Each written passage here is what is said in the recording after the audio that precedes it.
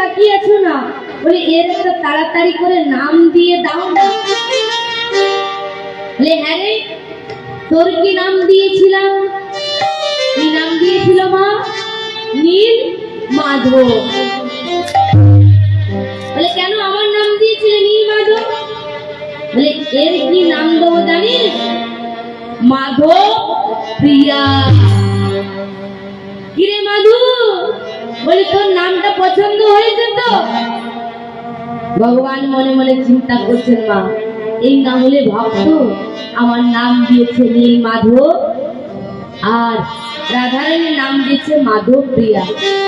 তাই এ তো মাধবের প্রিয়া গো, মাধবের প্রিয়া গো, মাধবের প্রিয়া গো,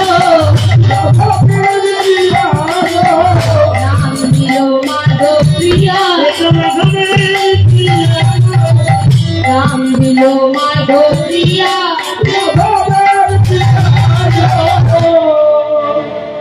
তাই এইবার হয় কি মা, ওই প্রতিদিন বনপথে দেখা হয়। আগে একা দেখা হতো, এখন কিন্তু মা জীবন দর্শন হয়। আর যে যে কথাগুলো হয় সেই কথাগুলো বাড়িতে গিয়ে অবচেতন মনে তার কথার প্রতিতে লিপিবদ্ধ করে, আর যত লিপিবদ্ধ করে মা তত গীত গোবিন্দ সমৃদ্ধ হয়। এইভাবে গীত গোবিন্দ লিখতে লিখতে লিখতে লিখতে যেই না জয়দেবের বয়স হয়ে গেল মা 11 বছর, অমনি জয়দেব হয়ে গেল মস্ত বড় পণ্ডিত। আর যেই না মা জয়দেবের বয়স হয়ে গেল 16 বছর, অমনি কৃষ্ণ নামে উন্মাদ হয়ে গেল গো, কৃষ্ণ নামে পাগল হয়ে গেল মা। ও মা, খেপাখেপি ছাড়া ভাগবত কৃপা পাওয়া যায়।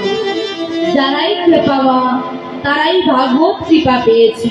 কি রামকৃষ্ণ খেপা, মনোহর খেপা, বামা খেপা, যারাই মা খেপা তারাই ভাগবত কৃপা পেয়েছে। ও মা, এই যে জয়দেব গোস্বামীর কথা বলছি, এই জয়দেব গোস্বামী বাবা পূর্ব জন্মে কে ছিলেন গো? কে ছিলেন মা? মানধাতার পুত্র মুচুকুন্দ। ও মা, আপনারা মানধাতার নাম শুনেছেন? শুনেছেন মা? অনেকে বলে না, কিরে একটা মানধাতা আমলের জামা পরে এসেছি, একটা মানধাতা আমলের শাড়ি পরে এসেছি। এই পৃথিবীতে সবচেয়ে পুরাতন রাজা হচ্ছে মা মানধাতা, তার পুত্র মুচুকুন্দ। কলিকালে জয়দেব গোস্বামী হলো কি করে বা? দেবতাদের সেনাপতির নাম ছিল কার্তিক। তখনই কিন্তু কার্তিকের আবির্ভাব হয়নি। কার্তিকের আবির্ভাব হয়নি মা, ওই দেবতাদের অসুরদের সঙ্গে যুদ্ধ লেগেই থাকতো।